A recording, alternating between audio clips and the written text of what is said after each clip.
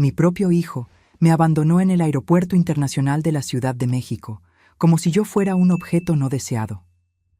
«Mamá, espera aquí, vamos a resolver el check-in», dijo Roberto antes de desaparecer con Juliana, su esposa. 3 horas después, entendí que no regresarían.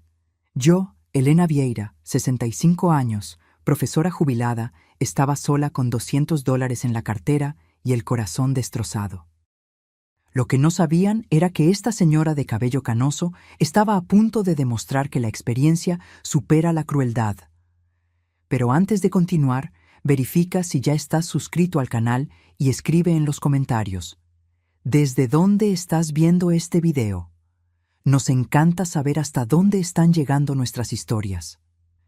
Aquella mañana de septiembre, desperté animada. Roberto me había invitado a pasar un fin de semana familiar en la playa. «Mamá, mereces descansar. Hace tiempo que no viajamos juntos». Arreglé mi pequeña maleta y esperé ansiosamente en la puerta de casa. Cuando el coche de Roberto se estacionó, noté algo extraño en el comportamiento de él y de Juliana. Miradas intercambiadas, sonrisas contenidas, conversaciones susurradas. «¿Está todo bien?», pregunté, intentando disimular mi inquietud. «Claro, mamá. Solo un poco atrasados», respondió Roberto, evitando mi mirada. En el camino hacia lo que yo pensaba que era el litoral, Juliana sugirió un cambio de planes. «Elena, estábamos pensando en darte una sorpresa. ¿Y si, en lugar de la playa, fuéramos a Cancún? Siempre quisiste conocer el Caribe mexicano, ¿no es así?» Mi corazón se aceleró. «¿Un viaje en avión? No viajaba desde que mi marido Carlos había fallecido, 5 años atrás». «Sería maravilloso», respondí, genuinamente feliz con la idea. Fue cuando entendí por qué estábamos yendo al aeropuerto. O al menos, fue lo que pensé entender. «Mamá, espera aquí con la maleta. Vamos a hacer el check-in y volvemos enseguida», dijo Roberto, señalando un banco cerca de la entrada de la terminal.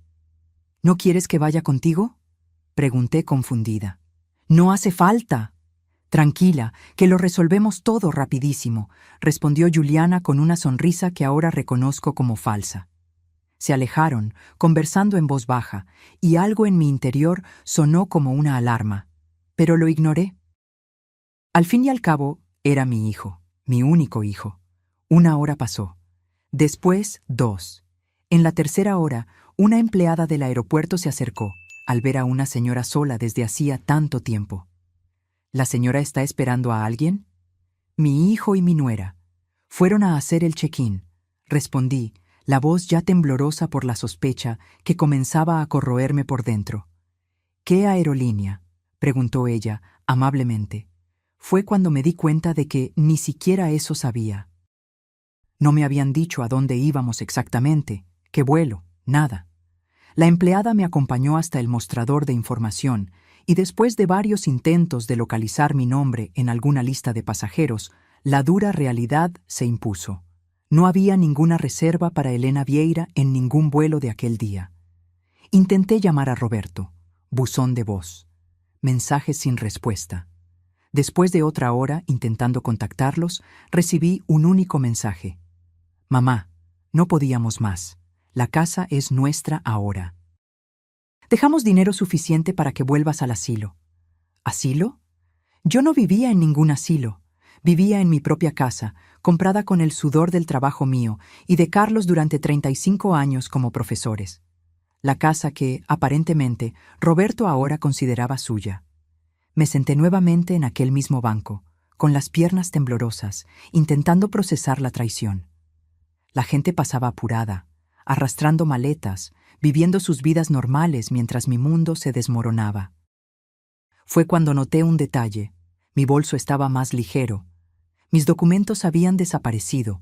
Mi identificación, mi CURP, clave única de registro de población, y más alarmante, la escritura de la casa que siempre llevaba conmigo desde la muerte de Carlos, por miedo a perderla.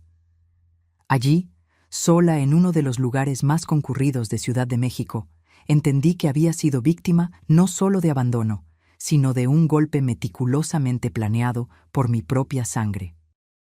Las lágrimas vinieron, inevitables. Pero algo más fuerte nació dentro de mí: determinación. Soy profesora de historia jubilada. Pasé 40 años enseñando sobre revoluciones, resistencias y superaciones.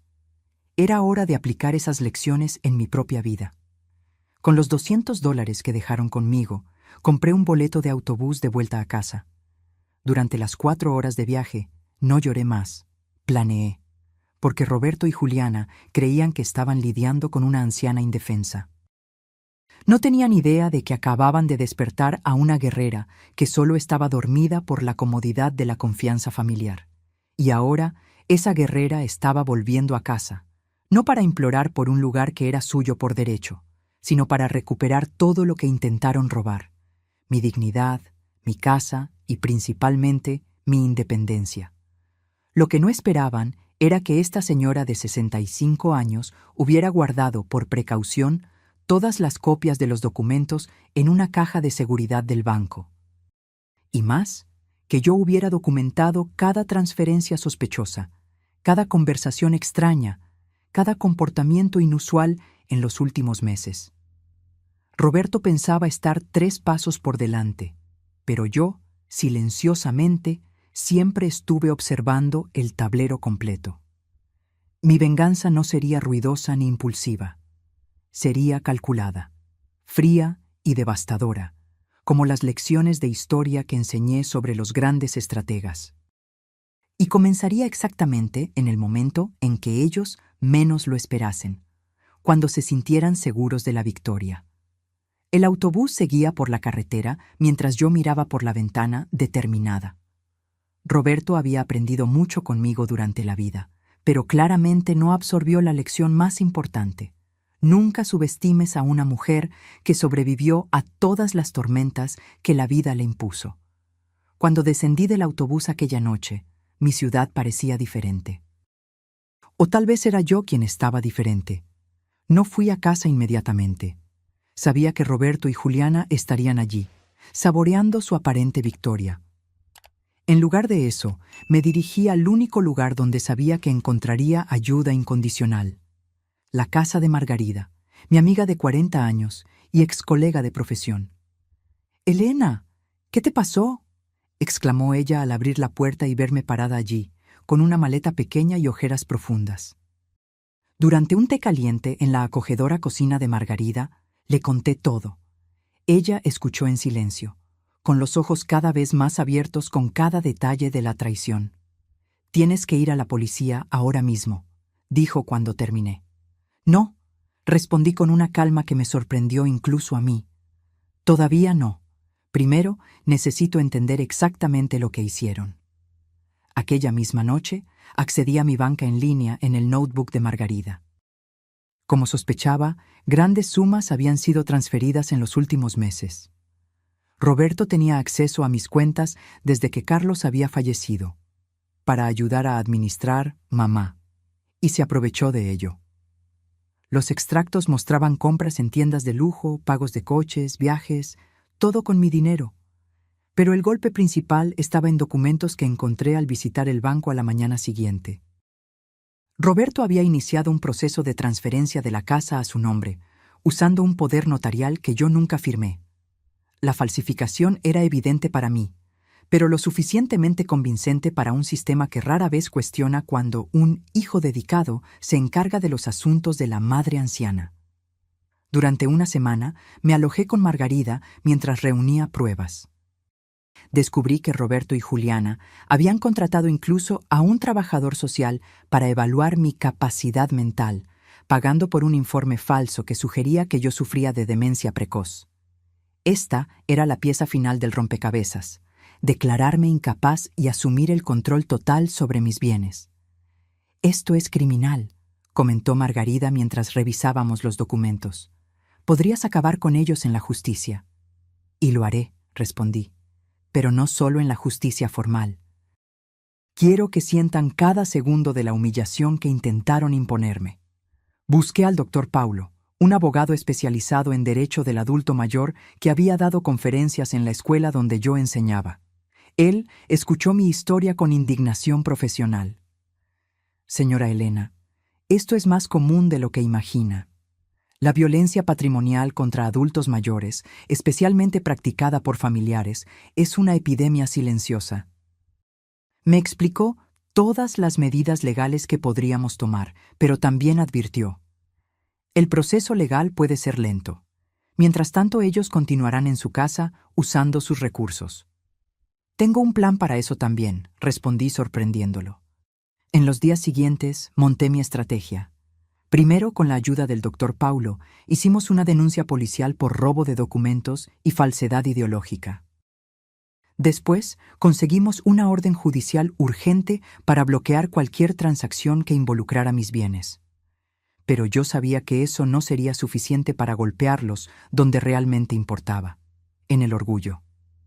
Roberto siempre fue extremadamente preocupado por su imagen social. Graduado en administración, construyó una carrera como gerente en una empresa respetada, cultivando cuidadosamente la reputación de hombre íntegro y dedicado a la familia. Juliana, por su parte, era activa en grupos de caridad de la iglesia local, siempre publicando en redes sociales sobre valores familiares y cuidado de los ancianos. La hipocresía de ellos sería su propia ruina. Comencé a frecuentar los mismos lugares que ellos: el supermercado donde Juliana hacía las compras, el café cerca del trabajo de Roberto, incluso la iglesia que frecuentaban los domingos. No los abordaba directamente. Solo me hacía visible, descuidada, visiblemente confusa, exactamente la imagen que querían construir de mí. La gente comenzó a notarlo. «Elena, ¿cuánto tiempo? Pensé que estabas viajando, como Roberto comentó», dijo la cajera del supermercado. «¿Viajando? No. Estoy viviendo con una amiga porque mi hijo me quitó la casa», respondí con aire ingenuo. Conversaciones como esta se multiplicaron por la pequeña ciudad. Cuando alguien me preguntaba directamente, yo respondía con hechos simples, sin acusaciones directas. Fui abandonada en el aeropuerto. No, no sé por qué. Sí, mis documentos desaparecieron. No, no puedo volver a mi casa ahora. En 2 semanas, los primeros resultados aparecieron. Roberto me llamó, furioso. «¿Qué historia es esa que estás esparciendo por la ciudad?» «¿Qué historia, hijo? Solo estoy viviendo mi vida». «La gente está haciendo preguntas en el trabajo». «El pastor me llamó para hablar. Tienes que parar con esto». «¿Parar con qué? ¿De existir? ¿No fue eso lo que quisiste cuando me dejaste en el aeropuerto?» Él colgó abruptamente. 2 días después, Juliana apareció en la casa de Margarida. «Elena, esto tiene que parar», dijo sin saludar. «Estás arruinando nuestra reputación». «Qué interesante», respondí tranquilamente. «Te preocupa más tu reputación que el hecho de que abandonaron a una señora de 65 años en un aeropuerto sin documentos». «¡Fue idea de Roberto!», exclamó ella, revelando la primera grieta en la pareja. «Yo dije que era exagerado, que bastaba con la transferencia de la casa». «¿Entonces admites la transferencia fraudulenta?». Su rostro palideció al darse cuenta del error. «No fue exactamente así». «Fue exactamente así, Juliana. Y tengo pruebas suficientes para mostrar eso a cualquier juez, o pastor, o a tus amigos en la caridad». Ella se fue apresuradamente, pero yo sabía que la semilla de la discordia estaba plantada. El plan estaba funcionando. La tercera fase de mi estrategia involucró a mis exalumnos. Como profesora durante 4 décadas, yo había educado a generaciones en la ciudad. Muchos ocupaban ahora posiciones influyentes. Había periodistas, abogados, funcionarios públicos y empresarios.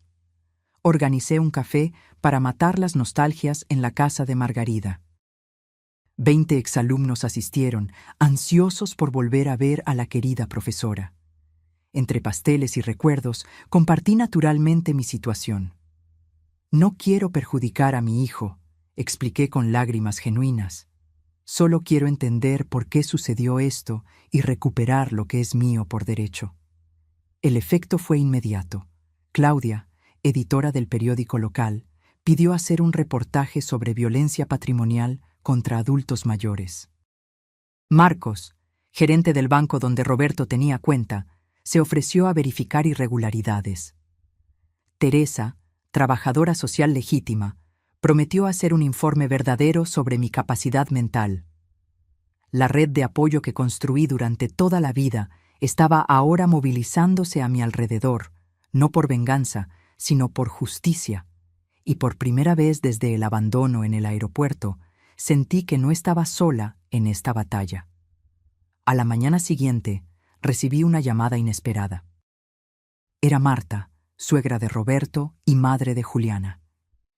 Elena, necesito verte. Hay cosas que necesitas saber. El encuentro con Marta fue revelador. Nos reunimos en una pequeña cafetería en el centro de la ciudad, lejos de las miradas curiosas de los conocidos de Roberto y Juliana. Nunca aprobé lo que planearon, comenzó ella, con las manos temblando al sostener la taza de café. Juliana me contó todo hace algunos meses, creyendo que yo la apoyaría. ¿Cómo podría apoyar algo tan cruel? Marta entonces desenrolló una historia que, aunque dolorosa, finalmente tenía sentido. Roberto estaba endeudado. Inversiones arriesgadas, un estilo de vida más allá de sus posibilidades, tarjetas de crédito al límite. La solución más fácil, en su mente, era mi casa, valorada en más de $800,000 y sin hipoteca.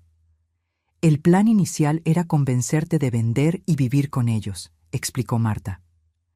Cuando se dieron cuenta de que nunca estarías de acuerdo, decidieron algo más, drástico. ¿Por qué no me contaste antes? Intenté disuadirlos, lo juro. Cuando supe que realmente iban a seguir con eso, te llamé aquella mañana, pero Roberto contestó tu celular. Dijo que estaban saliendo a dar un paseo y que tú llamarías después. Sentí un escalofrío al recordar que, de hecho, no encontré mi celular aquella mañana. Roberto dijo que yo debía haberlo dejado en casa y que no había tiempo para buscar. Después de que supe lo que pasó, me enfermé de preocupación. Pero tenía miedo de involucrarme más, de empeorar las cosas. Cuando vi el reportaje en el periódico de ayer, supe que necesitaba hablar contigo. El reportaje que Claudia escribió, aunque sin citar nombres, describía claramente un caso de violencia patrimonial contra una respetada educadora local. La comunidad estaba indignada. Juliana está destrozada, continuó Marta. Están peleando constantemente. Roberto la culpa por haber hablado conmigo. Ella lo culpa a él por toda la idea. Pero lo peor es lo que hicieron con la casa. ¿Qué pasa con la casa?, pregunté, sintiendo mi corazón acelerar. Ya gastaron casi todo el dinero de la hipoteca que hicieron. ¿Hipoteca? Pero la transferencia aún no ha concluido. Usaron documentos falsos, Elena. Un esquema complicado con un notario deshonesto de otra ciudad. Consiguieron una hipoteca de $500,000 contra la propiedad. Sentí la sangre helarse. No solo habían intentado robar mi casa, ya la habían comprometido financieramente. El doctor Paulo me había advertido sobre esa posibilidad, pero no imaginé que conseguirían actuar tan rápido. ¿Dónde está el dinero ahora?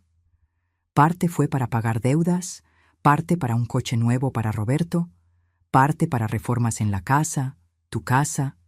El resto, sinceramente, no sé.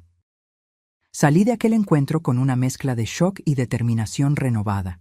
Llamé inmediatamente al doctor Paulo. Necesitamos actuar ahora, dijo él después de escuchar la nueva información. Vamos al juez hoy mismo con una solicitud de búsqueda y embargo. Tenemos pruebas suficientes de fraude documentado. Las siguientes 24 horas fueron un torbellino. El juez, sensibilizado con el caso e impresionado con la cantidad de pruebas que habíamos reunido, emitió no solo la orden de búsqueda y embargo, sino también un mandato de desalojo de emergencia contra Roberto y Juliana. No es común en casos familiares, explicó el doctor Paulo, pero el juez entendió que hay riesgo de dilapidación completa del patrimonio y daños irreparables. A la mañana siguiente, acompañada por oficiales de justicia, policías, el doctor Paulo y, por mi insistencia, Margarida, llegué a la puerta de mi propia casa, un lugar donde viví por 35 años, pero del cual estaba exiliada hacía casi un mes. Roberto abrió la puerta todavía en pijama, con los ojos hinchados de quien no dormía bien hacía días. Su rostro pasó de la sorpresa al shock cuando vio al grupo detrás de mí. «Mamá, ¿qué significa esto?». El oficial de justicia dio un paso adelante. «Señor Roberto Vieira, estamos aquí para ejecutar una orden judicial de desalojo y búsqueda y embargo. Ustedes tienen 2 horas para reunir pertenencias personales y dejar el inmueble». «Esto es un absurdo», gritó él con el rostro rojo de rabia. «Esta casa es mía». «Me temo que no, señor», respondió el oficial tranquilamente, entregándole los papeles. Todos los documentos de transferencia fueron considerados fraudulentos por el juez. La propiedad pertenece legalmente a la señora Elena Vieira. Juliana apareció detrás de él, pálida. «Roberto, ¿qué está pasando?». «Tu madre nos delató, eso es lo que pasó», acusó él. «¿Mi madre? ¿Qué tiene ella que ver con esto?». Mientras ellos discutían, entré en mi casa. El impacto fue inmediato. Nada estaba como lo dejé. Los muebles antiguos que tanto amaba habían desaparecido, sustituidos por piezas modernas e impersonales. Las paredes amarillas que Carlos y yo pintamos juntos ahora estaban grises. Las fotos de familia, mis libros, mis recuerdos, todo había sido removido o relegado a cajas que encontré apiladas en el garaje. «¿Qué hicieron con mis cosas?», pregunté, con la voz temblorosa. «Renovamos, mamá», respondió Roberto, intentando sonar razonable a pesar de la situación. «Esta casa necesitaba una actualización. Te hicimos un favor». «¿Un favor?». Miré a mi alrededor, al hogar que no reconocía más. «¿Llamas a esto un favor? ¿Destruir mis recuerdos? ¿Borrar los rastros de tu padre de esta casa?». Por primera vez, vi un destello de vergüenza en sus ojos. Fue momentáneo, rápidamente sustituido por la defensiva habitual. La señora nunca entendió de decoración moderna. Esto aquí era un museo. Nadie vive así hoy en día. Los policías y el oficial de justicia comenzaron el proceso formal, inventariando ítems, verificando documentos. Juliana, en pánico, corría de un lado a otro juntando ropa y objetos personales. Roberto, después de algunas tentativas inútiles más de argumentar, se encerró en el escritorio con el celular, probablemente llamando a algún abogado. Margarida puso el brazo alrededor de mis hombros. «Está todo bien, Helena. Vas a recuperar tu casa. La decoración puede ser rehecha». «No son solo los muebles», respondí, las lágrimas finalmente venciendo mi determinación. «Es la sensación de violación. Ellos no solo intentaron tomar mi casa, intentaron borrar mi existencia de ella». Los oficiales encontraron todos los documentos que Roberto había escondido, incluyendo mis originales y las falsificaciones que él creó. También encontraron extractos bancarios detallando los gastos con el dinero de la hipoteca fraudulenta. $150,000 en deudas personales, $200,000 en un coche de lujo, que ahora sería incautado, $100,000 en mobiliario nuevo y reformas, y $50,000 en una cuenta en las Bahamas recién abierta. 2 horas después, como estipulado en la orden judicial, Roberto y Juliana salieron cargando solo maletas con ropa y artículos personales. El coche nuevo fue remolcado. Los muebles quedarían hasta la resolución completa del proceso, ya que técnicamente fueron comprados con dinero obtenido fraudulentamente contra mi propiedad. «Esto no va a quedar así», amenazó Roberto al salir. «Te vas a arrepentir, madre». «Yo ya me arrepiento, hijo», respondí con una calma sorprendente. «Me arrepiento de no haberme dado cuenta antes de lo que estaba sucediendo. Me arrepiento de haber confiado ciegamente en ti. Pero principalmente, me arrepiento de haber fallado como madre al punto de que tú creyeras aceptable hacer esto con la persona que te dio la vida». Él no respondió. Con una última mirada de desprecio, entró en el taxi donde Juliana ya lo esperaba, llorando. Cuando todos se fueron, los oficiales, los policías, incluso Margarida, que prometió volver más tarde con comida, me quedé sola en mi casa transformada. Me senté en el sofá desconocido y lloré. Lloré por el tiempo perdido, por la confianza traicionada, por los años de recuerdos que intentaron borrar de las paredes. Pero principalmente, lloré por el hijo que pensé haber criado versus el hombre que él se reveló ser. Después de agotar las lágrimas, me levanté y comencé a explorar cada rincón de la casa, recordando cómo era antes, planeando cómo sería de nuevo. En el cuarto que fue de Roberto en la adolescencia, encontré las cajas con los álbumes de familia que ellos no tuvieron el coraje de tirar.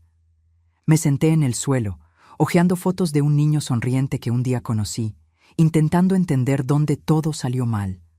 Fue cuando encontré, escondido entre las páginas de un álbum antiguo, un sobre amarillento dirigido a mí con la caligrafía inconfundible de Carlos. Mi marido, siempre previsor, había dejado una carta que yo nunca supe que existía, probablemente escondida por Roberto tan pronto como la encontró.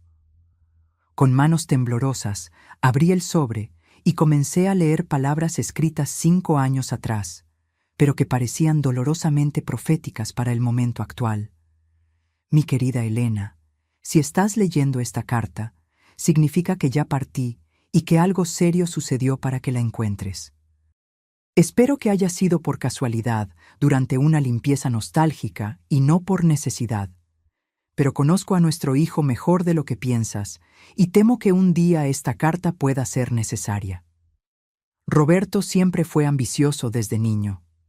¿Recuerdas cómo contaba las monedas de la alcancía todas las noches? ¿Cómo se quedaba fascinado con las casas grandes cuando pasábamos en coche por los barrios ricos? Al principio, nos parecía admirable, un niño con visión, determinación. Pero a lo largo de los años vi algo que tú, con tu corazón de madre, tal vez te has negado a ver. La ambición de él no tenía límites éticos. Las pequeñas señales estaban allí. El dinero que desaparecía de tu cartera. Las mentiras sobre las notas en la escuela. La manera como trataba a los compañeros menos favorecidos. Intenté corregirlo, pero tú siempre creíste que yo era demasiado duro. Es solo un niño, decías. Pero los niños crecen, Helena, y se convierten en los hombres que formamos.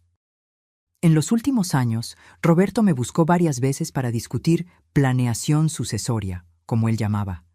Quería saber exactamente el valor de la casa, de los ahorros, de las pólizas de seguro. Al principio, creí que era preocupación legítima por nuestro bienestar. Después, me di cuenta de que era cálculo. Por eso tomé algunas precauciones que tú no sabes. Primero, registré todo exclusivamente a tu nombre después de mi jubilación. La casa, el coche, los ahorros, todo está registrado solo como tuyo, no como nuestro. Esto impide que la mitad vaya automáticamente a Roberto como herencia mía. Segundo, abrí una cuenta a tu nombre en el Banco de la Seguridad, sucursal central, que Roberto desconoce. Transferí allí una cantidad significativa. No todo, pues eso despertaría sospechas, pero lo suficiente para garantizar tu independencia en caso de que algo suceda. La contraseña es nuestro aniversario de bodas, seguido por el código que usábamos en la puerta de la sala de profesores. ¿Recuerdas? Tercero, y tal vez más importante, contraté discretamente al doctor Paulo Méndez para ser tu abogado en caso de necesidad. Él tiene copias de todos los documentos importantes e instrucciones para ayudarte si Roberto intenta algo. El número de él está grabado en aquel llavero de madera que te di en nuestro último aniversario. No es solo decorativo. Elena, sé que te estás preguntando por qué nunca te conté sobre estas sospechas. La verdad es que no estaba seguro, y la idea de envenenar tu relación con nuestro único hijo me parecía demasiado cruel. Tal vez estoy equivocado. Tal vez Roberto sea exactamente el hijo amoroso que tú crees que es, y esta carta nunca sea necesaria. Recé para que así fuera. Pero si estás leyendo esto en un momento de crisis, debes saber que no estás sola. Siempre fuiste más fuerte de lo que piensas, Elena. Fuiste tú quien enfrentó a la dirección de la escuela cuando intentaron censurar tus materiales sobre la dictadura. Fuiste tú quien organizó la huelga del 89 que garantizó nuestros derechos. Fuiste tú quien educó a generaciones de jóvenes a pensar críticamente. Usa esa fuerza ahora. No permitas que el dolor o la traición te definan. Lucha por lo que es tuyo, pero no pierdas tu esencia en el proceso. La venganza puede parecer dulce, pero la justicia verdadera es más satisfactoria y te permitirá dormir en paz. Y recuerda siempre, nuestro valor no está en la casa o en los ahorros. Está en las vidas que tocamos, en los alumnos que inspiramos, en el amor que compartimos. Eso nadie puede robártelo. Con todo mi amor, hoy y siempre, Carlos. Las lágrimas corrían por mi rostro mientras doblaba cuidadosamente la carta. Carlos, incluso ausente desde hacía 5 años, todavía cuidaba de mí. Todavía me protegía. Y más importante, me recordaba quién era yo realmente. Sequé las lágrimas y tomé el llavero de madera que usaba desde que Carlos me lo dio, pero nunca había examinado con atención. Girándolo en mis manos, noté una pequeña protuberancia. La presioné y un compartimento secreto se abrió, revelando un pequeño papel con un número de teléfono, exactamente el mismo de la tarjeta que el doctor Paulo me había dado semanas atrás. Carlos había previsto todo. ¿Y aquella cuenta bancaria desconocida? ¿Seguiría existiendo? Con las manos temblando, marqué el número del Banco de la Seguridad. Me gustaría verificar una cuenta a mi nombre, Elena Vieira. La cuenta habría sido abierta hace aproximadamente 5 años por mi difunto marido, Carlos Vieira. Después de algunas verificaciones de seguridad, la asistente confirmó: «Sí, señora Elena, la cuenta está activa y tiene un saldo actual de $387,942,153, con los intereses acumulados». Casi dejo caer el teléfono. Carlos no solo había previsto los problemas, me había dado los medios para resolverlos. Con ese dinero podría restaurar la casa, recuperar muebles similares a los que perdí, y todavía me sobraría para vivir cómodamente durante años. Aquella noche dormí en el cuarto de huéspedes, ya que mi cuarto había sido completamente remodelado con una cama extraña y decoración impersonal. Pero, por primera vez en semanas, dormí profundamente, con la carta de Carlos bajo la almohada y un plan claro para el futuro. A la mañana siguiente, comencé la reconstrucción. Llamé al doctor Paulo para informarle sobre la cuenta secreta y discutir los próximos pasos legales. La hipoteca fraudulenta sería impugnada, y aunque el proceso podría tardar, las posibilidades eran buenas, considerando las pruebas contundentes de fraude. El banco que concedió la hipoteca tendrá que asumir la pérdida, explicó el doctor Paulo. No realizaron la debida diligencia al verificar los documentos. La casa permanecerá tuya, sin deudas. Enseguida, llamé a Margarida y a otras amigas profesoras. En pocas horas, ellas organizaron un voluntariado de limpieza y reorganización. Más de 10 excolegas aparecieron, trayendo comida, productos de limpieza y algo aún más valioso: solidaridad. «Vamos a limpiar esa energía negativa de tu casa, Elena», dijo Lourdes, mi amiga de 30 años, abriendo todas las ventanas. Mientras las mujeres trabajaban, les conté sobre la carta de Carlos. No había vergüenza en compartir la historia ahora. La ciudad entera ya sabía sobre el golpe de Roberto a través del reportaje del periódico. «Carlos siempre fue un hombre prudente», comentó Ivone, que también había conocido a mi marido. «Siempre decía que esperaba lo mejor de las personas, pero se preparaba para lo peor». «Quisiera que él estuviera aquí», confesé, sintiendo su falta con renovada intensidad. «Él está, querida», respondió Lourdes, señalando mi corazón. «Y por la carta, parece que nunca se fue realmente». Durante las semanas siguientes me dediqué a recuperar mi casa. No podría restaurarla exactamente como era. Algunos objetos eran irreemplazables, como el sillón donde Carlos leía el periódico o el reloj de pared que ganamos de regalo de bodas. Pero podía crear un nuevo hogar que honrara el pasado mientras miraba hacia el futuro. Contraté a un carpintero para recrear la mesa del comedor, lo más parecida posible a la original. Compré nuevas estanterías para mis libros, que afortunadamente estaban solo empacados y no destruidos. Recuperé algunas piezas antiguas en la tienda de antigüedades de la ciudad Y complementé con muebles nuevos que realmente me gustaban, no los que Roberto y Juliana habían elegido. El caso en la justicia avanzaba. La investigación reveló que el esquema era aún más complejo de lo que imaginábamos. El notario deshonesto había facilitado transferencias fraudulentas en al menos 6 otros casos, todos involucrando a adultos mayores. La historia acabó en los periódicos regionales e incluso en un programa de televisión sobre crímenes financieros. Roberto y Juliana estaban enfrentando no solo un proceso civil, sino también acusaciones criminales. Marta me informaba ocasionalmente sobre la situación de ellos. Vivían separados ahora, cada uno culpando al otro por el fracaso del plan. Roberto había perdido el empleo debido al escándalo, y Juliana estaba siendo evitada por los círculos sociales que tanto valoraba. 3 meses después de recuperar mi casa, recibí una llamada inesperada. «Mamá, soy yo». La voz de Roberto sonó extraña, derrotada. Mi corazón se aceleró, pero mantuve la calma. «Hola, Roberto. Necesito verte, por favor». «¿Por qué?» «Tengo una audiencia mañana. Puedo recibir 5 años de prisión». Entonces era eso. Él no estaba arrepentido, estaba desesperado. «¿Y qué esperas que yo haga?» «Si retiraras las acusaciones, si dijeras que fue todo un malentendido». «No puedo hacer eso, Roberto. No fue un malentendido». Silencio en la línea. Luego, «Por el amor de Dios, madre, soy tu hijo. ¿Vas a dejar que tu único hijo vaya a la cárcel?» La pregunta flotó en el aire por algunos instantes. Casi cedí. El instinto maternal es poderoso. Pero entonces recordé la carta de Carlos, la premeditación de Roberto, el aeropuerto, los 3 meses de angustia y humillación. ¿Pensaste en eso cuando me abandonaste en el aeropuerto? ¿Cuando falsificaste mi firma? ¿Cuando planeaste enviarme a un asilo? Yo no estaba pensando bien. Estábamos endeudados, desesperados. ¿Y cuál sería tu solución si yo no hubiera descubierto? ¿Dejarme en la calle?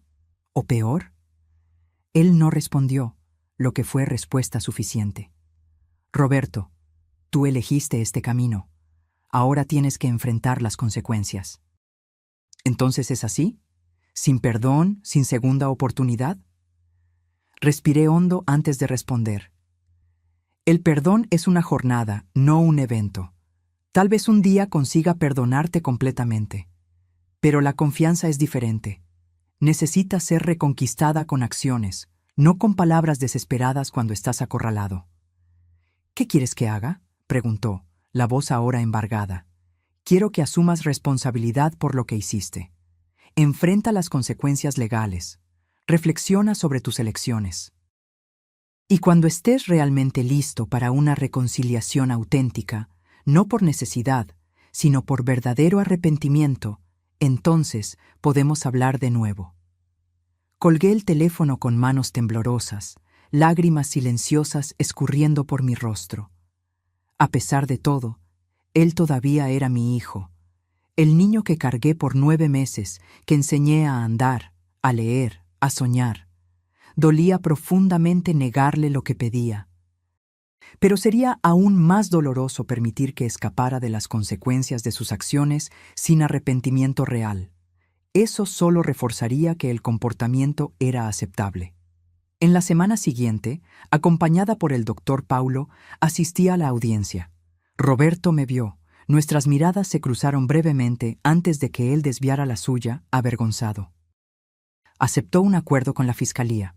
2 años de prisión con posibilidad de régimen semiabierto después de 8 meses, restitución financiera completa y servicio comunitario después de la liberación.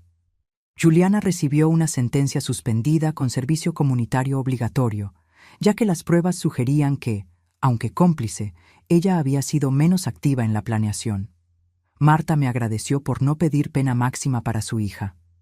Ella se equivocó gravemente, pero creo que aprendió la lección. 6 meses pasaron.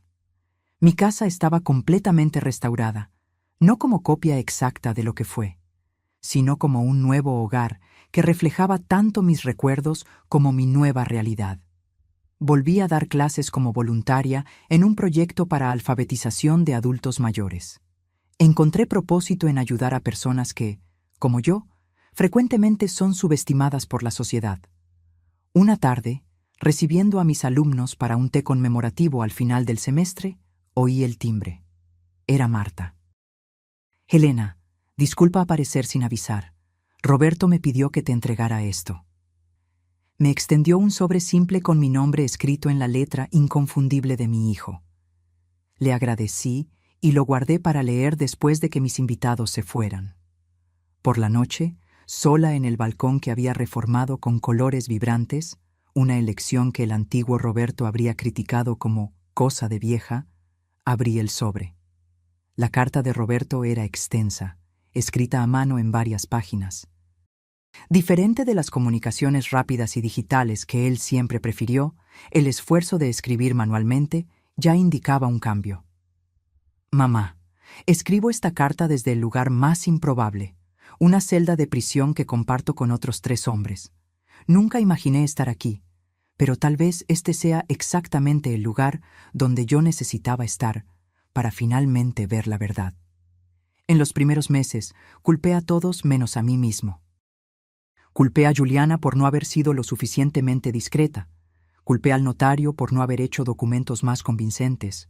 Culpé a la señora por haber sido demasiado lista para una anciana. Sí, llegué a ese nivel de distorsión.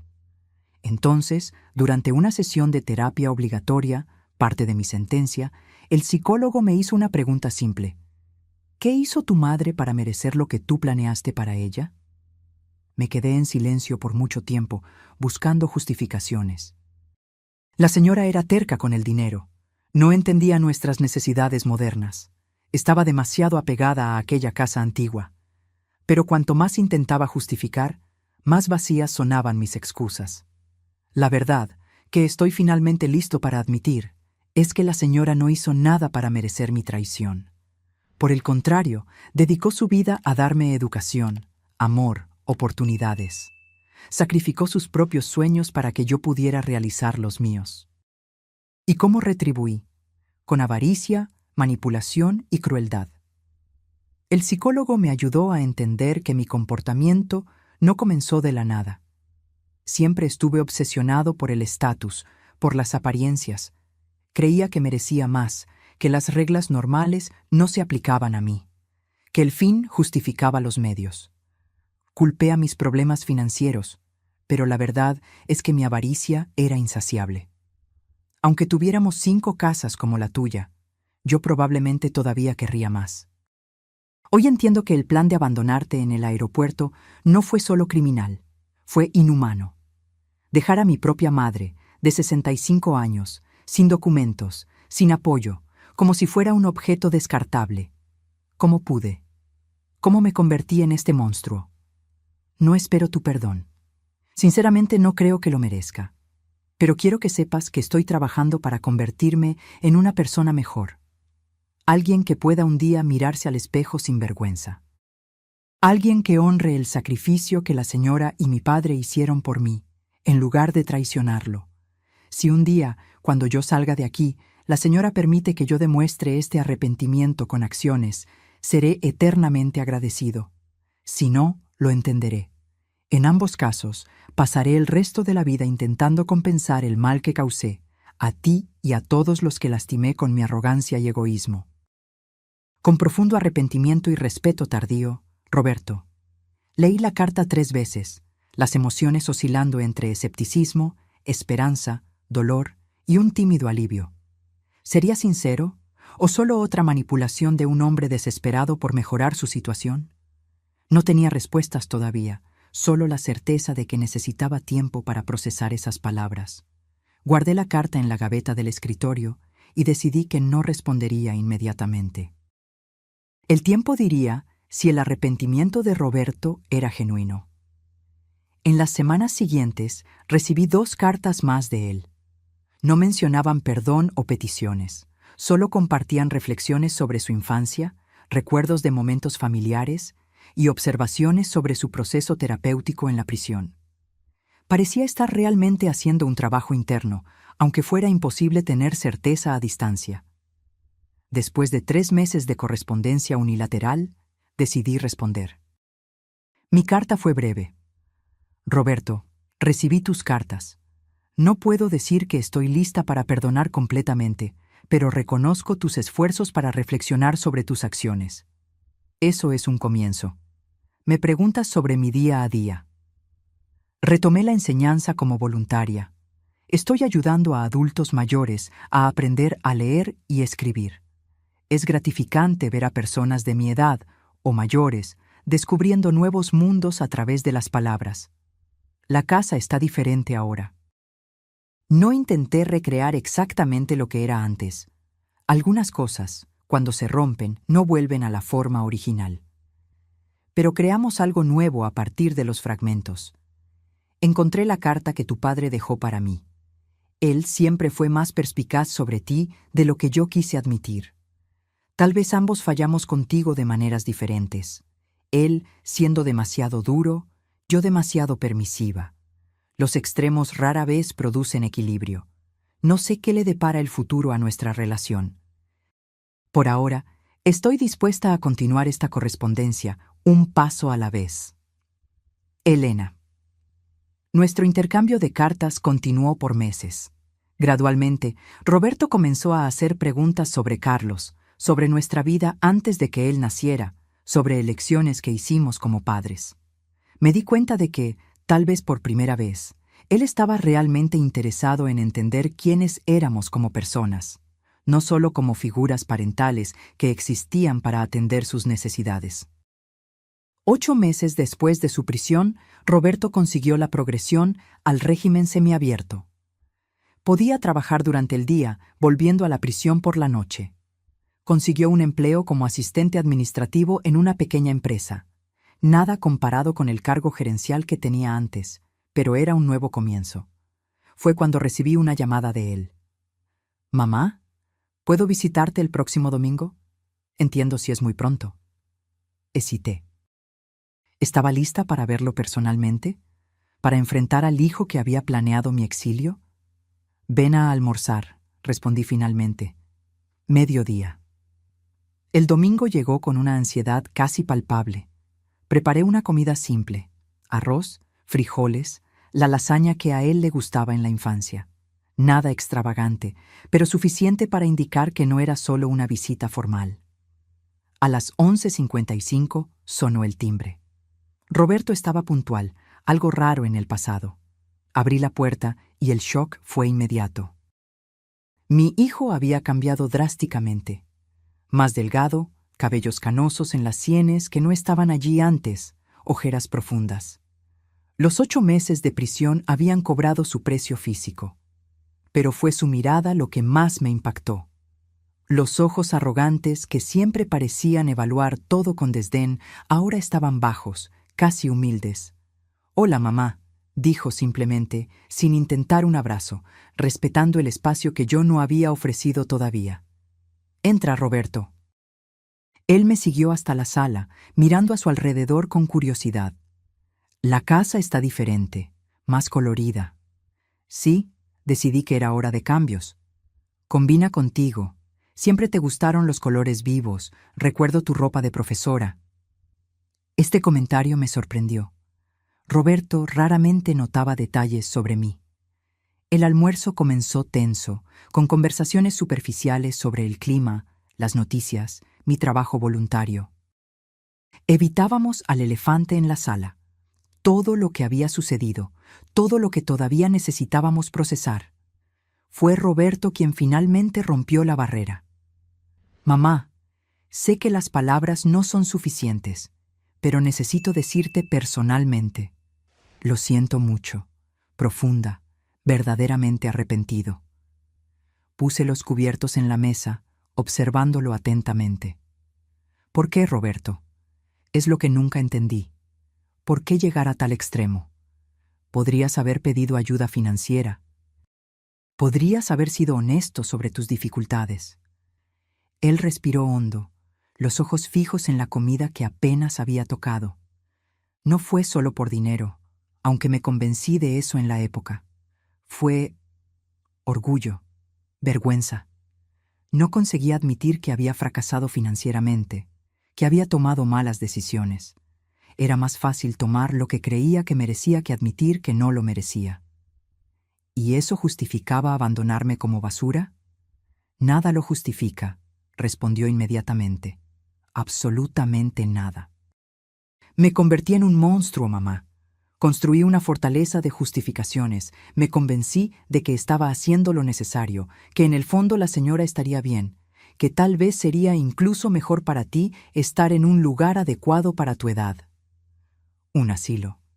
Sí, me mentí a mí mismo que sería un lugar bueno, confortable. Pero la verdad es que ni siquiera investigué lugares. No me importó realmente tu bienestar. Solo quería tu dinero y tu casa. La honestidad brutal me tomó desprevenida.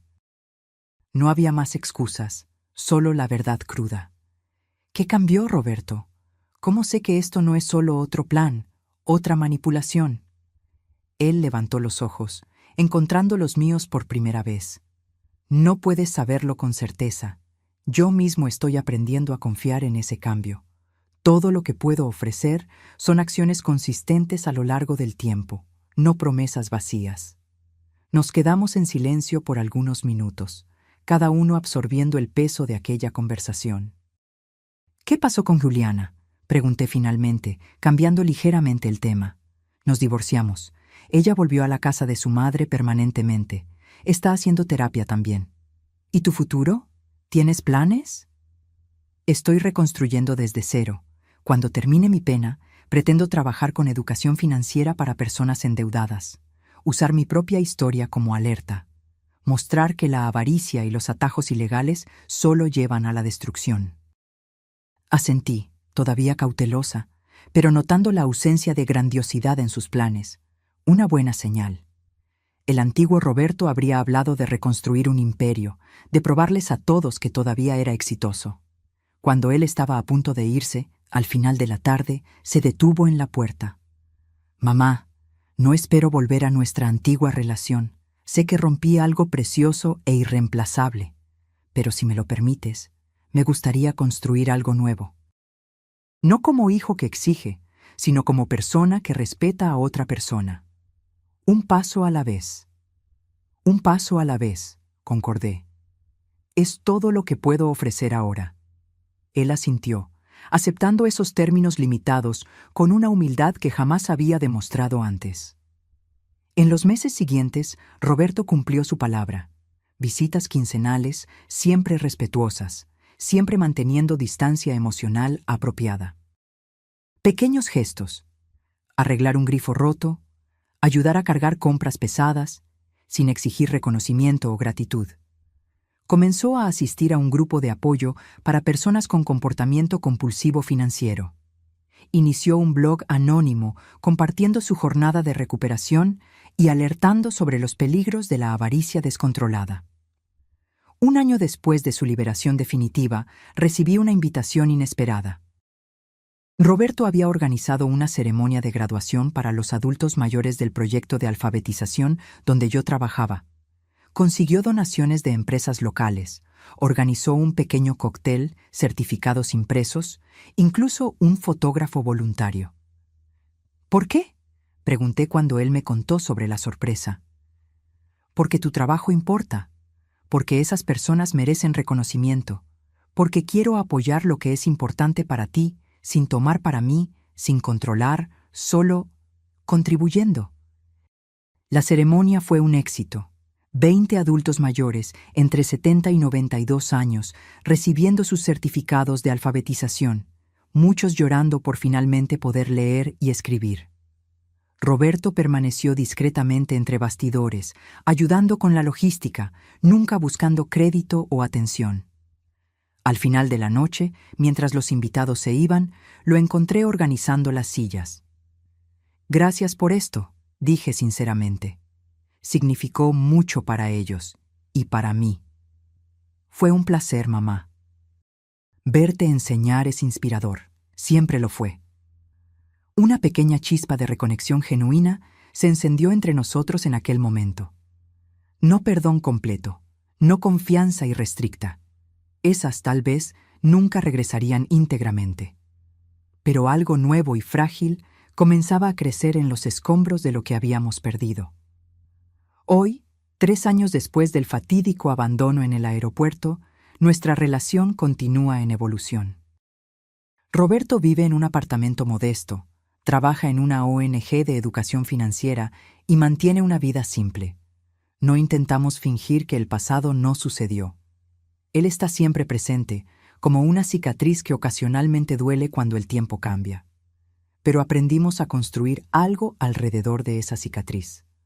No una relación madre-hijo tradicional, sino una conexión entre dos personas adultas que reconocen tanto el daño como la posibilidad de cura. En cuanto a mí, aquella señora abandonada en el aeropuerto con $200 en la cartera ya no existe. En su lugar está una mujer de 68 años que descubrió su propia fuerza, que reconstruyó su vida en sus propios términos, que aprendió que incluso en las mayores traiciones pueden existir semillas de transformación. Mi casa ahora es verdaderamente mía, no solo legalmente, sino espiritualmente. Cada rincón refleja mis elecciones, mis gustos, mis historias. Las fotografías de Carlos continúan en las paredes, pero también hay nuevos cuadros, de viajes que hice sola, de celebraciones con mis alumnos adultos mayores, de momentos que representan mi independencia reconquistada. Y en la mesa de noche guardo 2 cartas. Una de Carlos, recordándome que siempre fui más fuerte de lo que pensé. Y una de Roberto, un recordatorio de que incluso las relaciones más dañadas pueden encontrar nuevos caminos, si hay coraje para enfrentar la verdad y persistencia para reconstruir ladrillo a ladrillo. La traición nunca desaparece completamente, se vuelve parte de la historia, un capítulo doloroso pero instructivo. Y tal vez sea esa la mayor lección que aprendí. Nuestro valor no está en nunca caer, sino en cómo nos levantamos después de la caída. No está en nunca ser traicionados, sino en cómo reconstruimos nuestra dignidad a pesar de la traición. Ahora, si te gustó esta historia, haz clic en suscribirse y dime en los comentarios, ¿qué parte te dejó boquiabierto? Y no olvides hacerte miembro para tener acceso a videos exclusivos que no publico aquí. Te espero allí.